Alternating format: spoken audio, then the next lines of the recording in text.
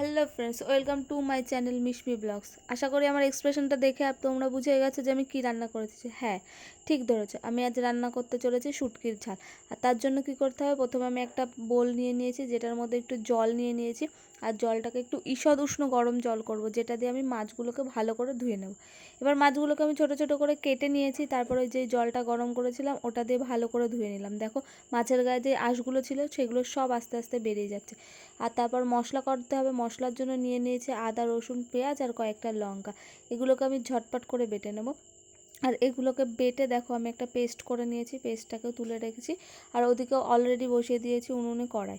এদিকে কড়াইটা আমার গরম হয়ে গেছে, তারপর তাতে দিয়ে দেবো একটু তেল।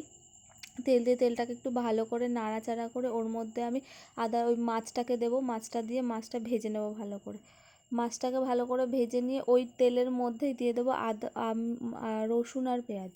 তারপর রসুন পেঁয়াজটা ভালো করে ভাজবো। তোমরা সবাই রসুনটাকে আগে দিয়ে তারপর পেঁয়াজটাকে ভাজতে পারো।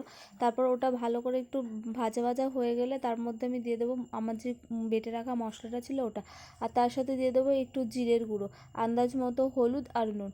ওটা দিয়ে আমি ওটাকে ভালো করে নেড়ে চেড়ে নিলাম। দেখো, যতক্ষণ না আমার মশলা থেকে তেল বের হচ্ছে ততক্ষণ অবধি আমি ওটাকে ভালো করে কষাবো। মশলা থেকে তেল বেরিয়ে গেলে তারপর দেখো ওর মধ্যে একটু জল ঢেলে দেবো।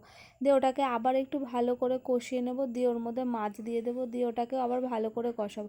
দিয়ে তোমার মাছটা একটু অল্প ছিল কোয়ান্টিটিতে, তাই মাছটাকে ভালো বোঝা যাচ্ছিলো না। দেখো, মশলা আর আর মাছটা ভালো করে হয়ে গেলে দেখো এদিকে তেল ছেড়ে দিয়েছে মশলা, এদিকে কালারও চেঞ্জ হয়ে গেছে। তারপর ওটা হয়ে যাওয়ার পর নামিয়ে নিলাম। বাহ, কি দারুণ দেখতে হয়েছে। তারপর ওটাকে একটুখানি ভাত নিয়ে তার সাথে মেখে খেয়ে নিলাম। বিশ্বাস করো, খাওয়ার পর মনেই হবে না যে আমি শুটকি মাছের কিছু খাচ্ছি, কারণ এইভাবে যদি রান্না করো তাতে শুটকির একটুও গন্ধ থাকে না। তোমরাও বাড়িতে এইভাবে ট্রাই করে দেখো যে কেমন লাগে শুটকি মাছের ঝাল।